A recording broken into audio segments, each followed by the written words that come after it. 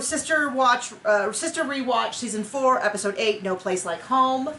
An episode of the show Sister Wives. Not a lot of stuff. Thank you for joining us. If you are on our Patreon, you are seeing this 2 weeks earlier than we'll be on YouTube. If you are watching on YouTube and would like to see it 2 weeks earlier, come and join us at, I think, this $10 and $25 level. You can also watch live with us. Well, kind of. It's a watch along with us. It's recorded, but we watched it live. You can get our initial reaction to this season 18 or whatever season is currently running. We're going to figure out what we're going to do at the end of the season. But join us also for amazing shows like 90 Day Fiancé, Seeking Sister Wife, Seeking Brother Husband, The Other Way, In Paradise, all the different 90 Day Fiancé. We don't do all of them, but we're trying to do at least one every time.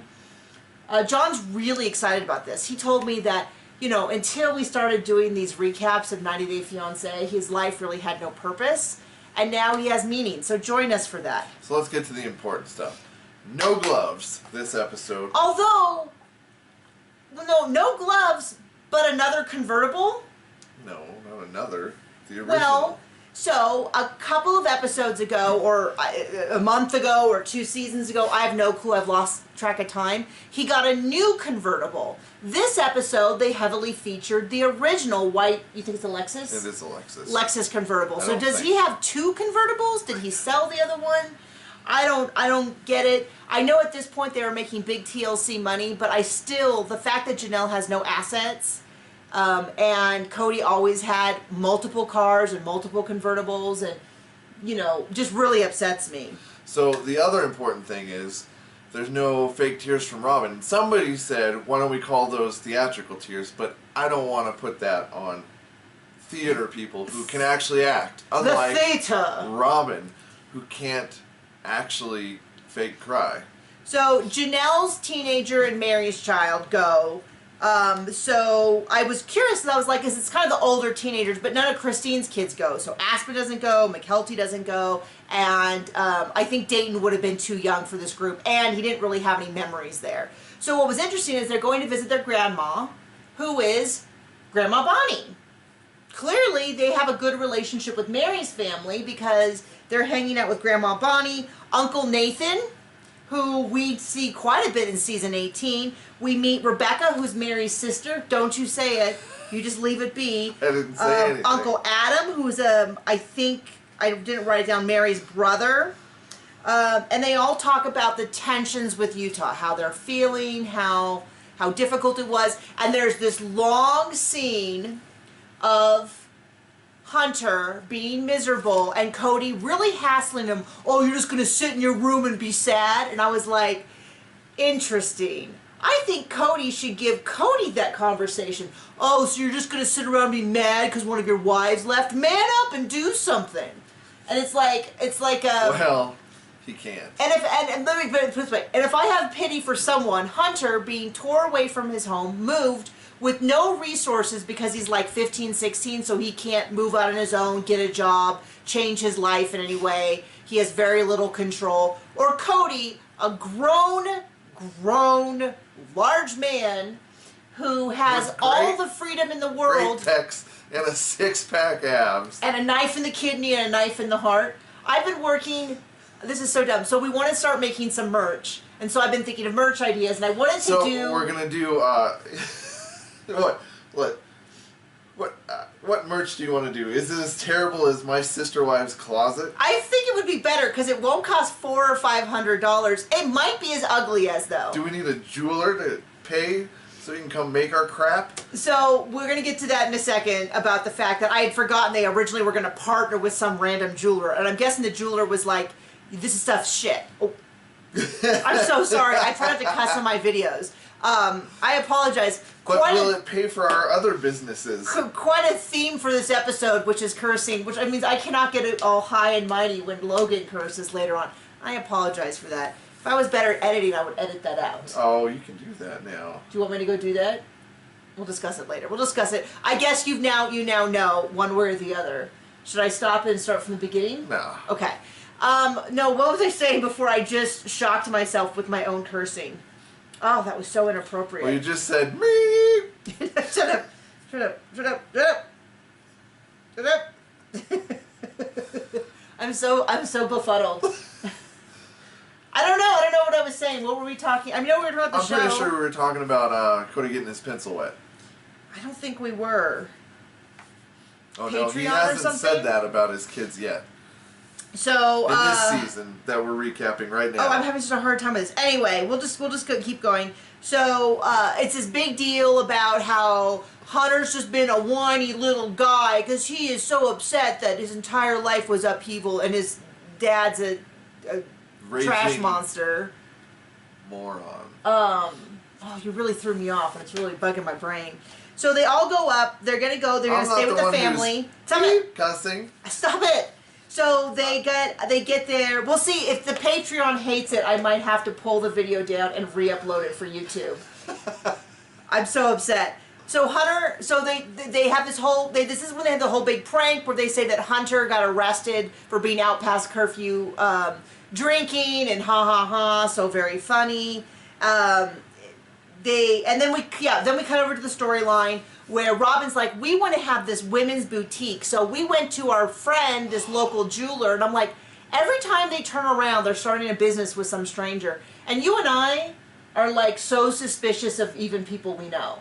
I would not go into business with anyone, maybe this guy.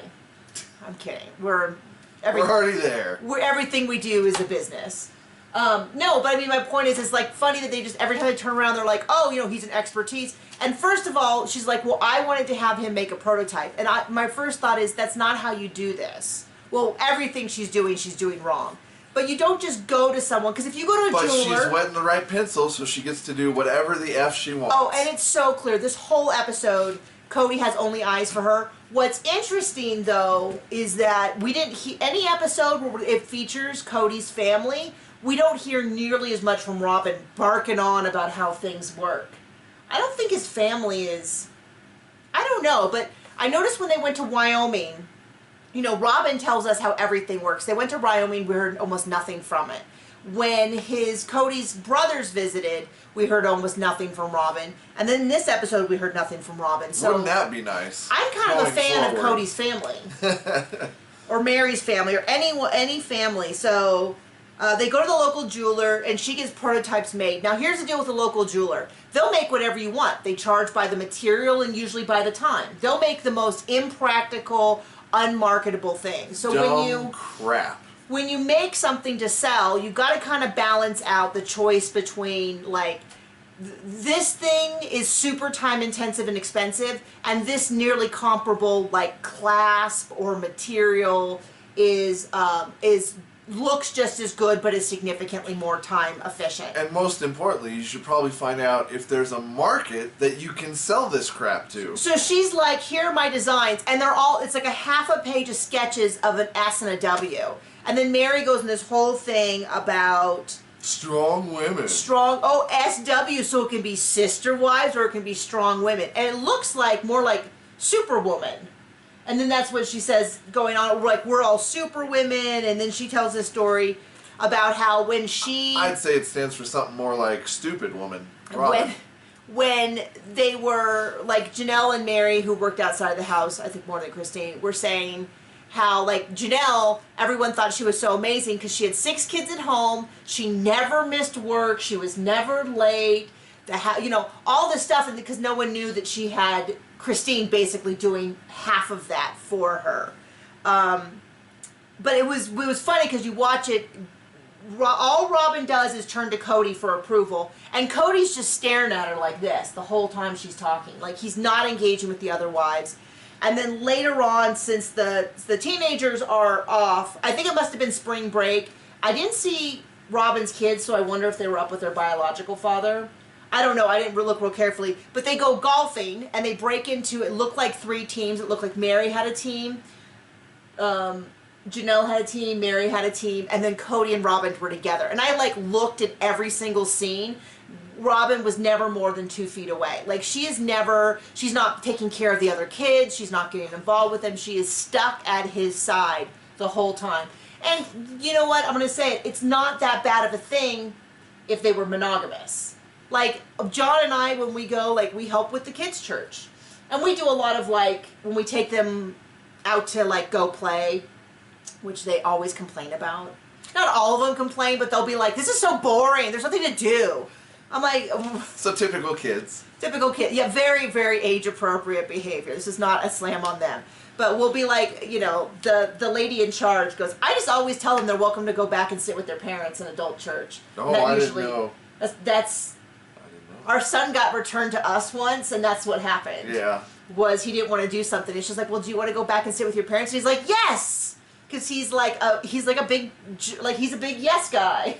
And so they brought him back, and he had this air of like, uh-oh, that is not what I intended to say. This is not where I thought I'd end up. This is a mistake. I didn't know that this was what was going to happen. And then he sat with us really quietly. And we were upset because we thought he was upset because someone yelled at him. And then later on we found out they're like, no, we just asked him if he wanted to go to church. And he was like, yeah, I'd love to. I want to go sit with my parents. And we were like, okay, well, I think that might be more effective moving forward because I don't think he actually enjoyed it. But my point is that we hang out a lot when we're home with the kids. But then a lot of times we'll also like spread out, you know, like to make sure they're not like, you know, climbing the side of the brick wall like tiny little Spider-Men. Kicking balls straight toward windows. Or heads. Or heads. Make sure that John's not chucking a football directly at some small child's face. We got to keep an eye on things around here to make sure that they're okay. This last week we had a nice light lesson on Revelations. You know, kid stuff. For my Christian people in the audience. So they go to Brandon, who's a local jeweler. They decide they're going to partner with him. Robin's got all these ideas. They're not professionally sketched. We use that term ideas loosely. Yeah, because the only thing that's in her head is Cody's pencil. And then the thing that Janelle says that is the wildest thing, she goes, you know, if with this business, then, you know, we have kids going to college, we need to bring money in. So maybe, you know, hopefully this business will provide us with more money to then fund the other businesses. And I was like, oh, lady, you think this business is going to make money? So much money that it can actually send kids to school and support businesses? I gotta think she was just being overly kind, so she wasn't being stupidly cruel, which would be realistic. And we'll use this money to fund other businesses. Oh, and this is my question. So where's the business plan, Robin? When Janelle wanted to do the gym, she had to put together a business plan. When Mary wanted the family to fund the B&B, she put together a business plan. How come Robin got to skip all that? I think we know why Robin got to skip all that. But it was absolutely ridiculous. Then they go golfing. They talk about how Christine's a cheater. Robin and Cody are never more than 2 feet apart. Then the big scandal of the episode. So the teenagers that are all in Utah, so basically their trip in Utah has been, they've seen some family members, they've eaten. We didn't see them see any of their friends, but they did. They went to, I didn't realize this, I knew that when they left Utah, they rented out their house. I didn't realize they rented it to Nathan and Rebecca and his other wife, who we never saw. So they went over there and they saw how different the house was. Just him seeing double. We don't know. We don't make fun of people who have eye problems, John. No, we make fun of polygamists. Oh, well... He fits the bill. We do make fun of polygamists. That is part of our mission statement. A part of our business plan says we make fun of polygamists, which we thought about putting on a shirt, but then I was like, we actually do have polygamists in the area, and I would feel really bad if I ran into them at the Walmart. We'll get specific. We make fun of polygamists again on TV. Because we went to Walmart one of the first times we were here, and there was it was really funny. We went at a really odd time. It was like 6 in the morning on like a Saturday, and the only people in there were Jebediah and his 6 wives. No, I didn't think there was any Jebediah. There was just just the wives? Just the wives. And a bunch of goth kids. That was it, the whole Walmart. It was like a bunch of goth kids. Awesome. Love the goth kids. Like, you do your thing. Big, wide, black pants with straps all over them. Dark hair or green hair.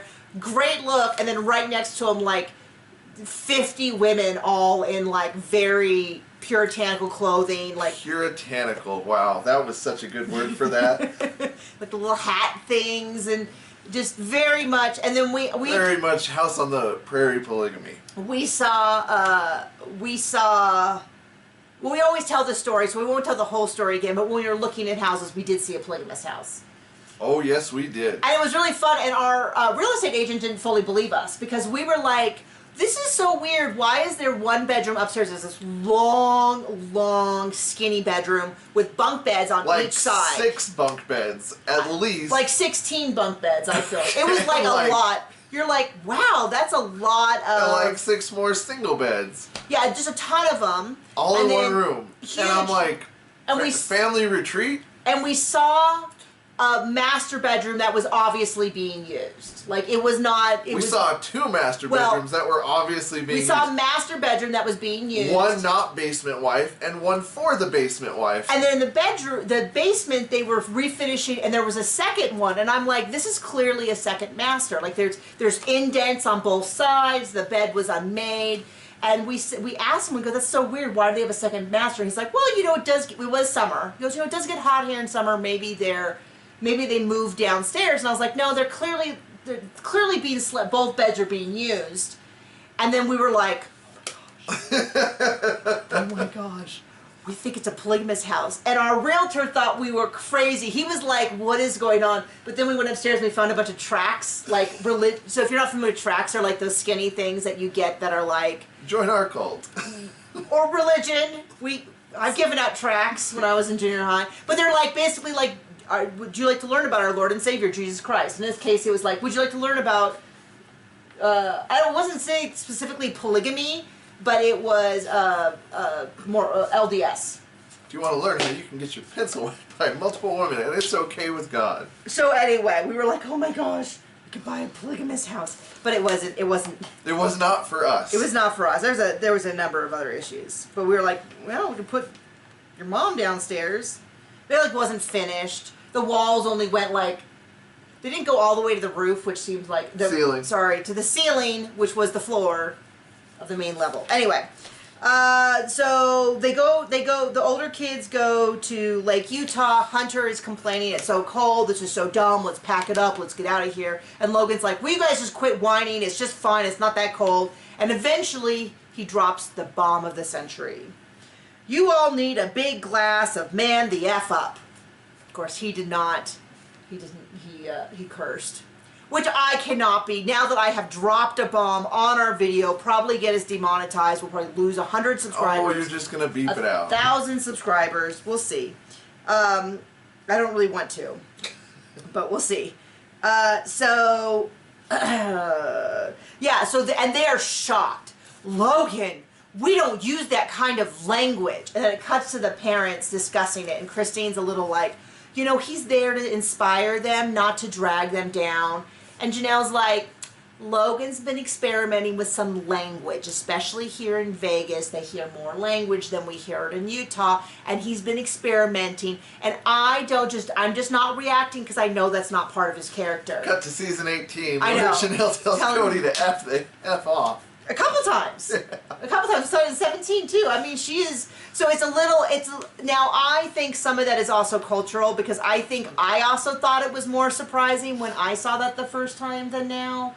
Not to say that culture's sliding, just certain words that were considered. Words tend to have this big, huge impact, and then through desensitization over time it becomes less so, and then new, more offensive words pop up, and then they also, you know, become less offensive over time. That's just how acclimation goes to words. That's just how it is. So maybe some of it is just that. It's just not as shocking as it was a decade ago when this is done. The family has also gotten older.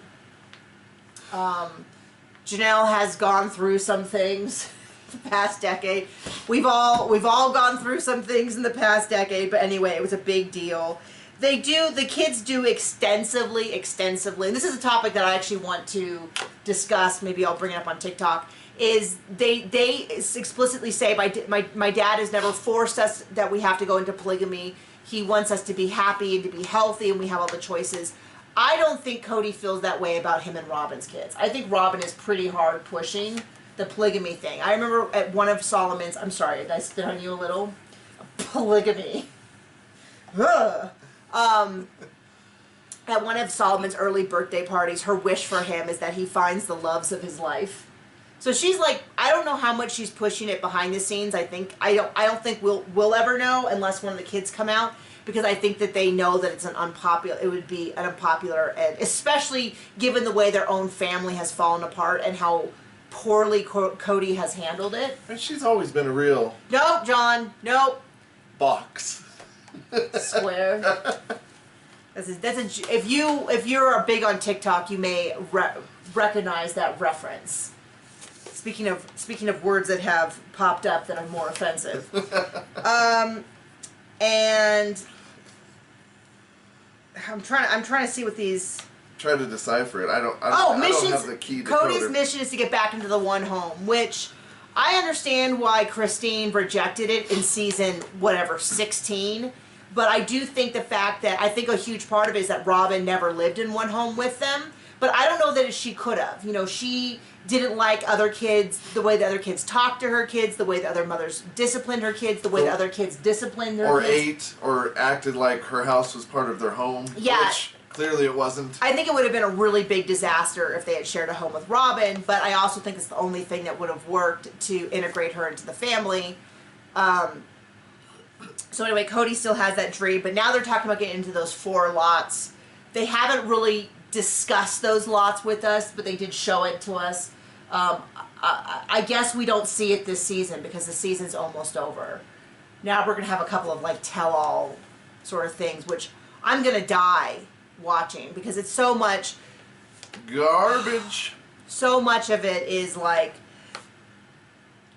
it's hard to describe. What do you call it when someone isn't purposely telling you an untruth? They're telling you what they really believe, but there's some part of them who doesn't believe it.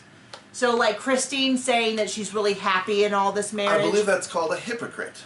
Well, I think maybe it's called cognitive dissonance. I think a hypocrite is more about when you have a rule for other people but not yourself. But I think cognitive dissonance is more basically everything Robin is and does? Yeah, I would say that. Whereas I would say what Christine and Janelle and even Mary are saying where they're really happy is more of like, no one is happy 100% of the time, and there can be serious issues, but every day you choose to be happy. And so, you know, like if we're in the middle of a fight and someone said, are you happy that you're married to your husband? And I was to say, yes, I am, despite this fight, in that moment, I might not actually feel that, but some logical part of my brain is saying, yes, but emotions change, and I bet you your emotions in 2 hours will feel different, and you are happy 8 hours earlier, you're going to be happy 8 hours later. So, do you know what I mean? I don't feel like I'm getting the feedback here that I want. But my point is that I think when they ask things like Christine, like, are you happy? I think Christine wasn't necessarily lying when she said, yes, this is the family I want. I think that she was choosing that family. I think that she thought it would get better and then it would all be worth it. It takes a while to undo brainwash. It does. It does. So that was the episode. Not terribly exciting, but you know, a lot of what rewatching these old episodes is seeing evidence of things like, oh, Robin doesn't need to make a business plan. In fact, I never heard them talk about this at all. It was just that Robin got jewelry for Christmas and was like, here's our new business. And then they're like, here's this jeweler. And like I said, it's terrible. The jeweler's like, yeah, I know you guys. I trust you guys. I don't have a problem working with polygamists. But I don't remember ever seeing this jeweler again. We're going to see if he ever pops up again. Sure, he got paid for his time. But I'm sure, I'm sure he backed out because he looked at it and he was like, this is not marketable. I'm not putting any money in. The methods that you want to do, like for one-off jewelry, is fine, but this is not a price point that people are going to want for this ugly, ugly jewelry. What's funny is if they had just gone with basic, like pendants, like a heart with a stone in the middle, they probably could have sold quite a few just to people who kind of wanted it as a joke. Like I almost tried to buy something where I was like, oh, it would just kind of be fun to do a video. You didn't want a $200 candle? A $400 open heart that was like an SW? No, I didn't want that. I didn't want that at all. It looked like this. Like, it's like $400 and stuff. It's like, whatever. So anyway, okay, thank you so much for joining us. Bye.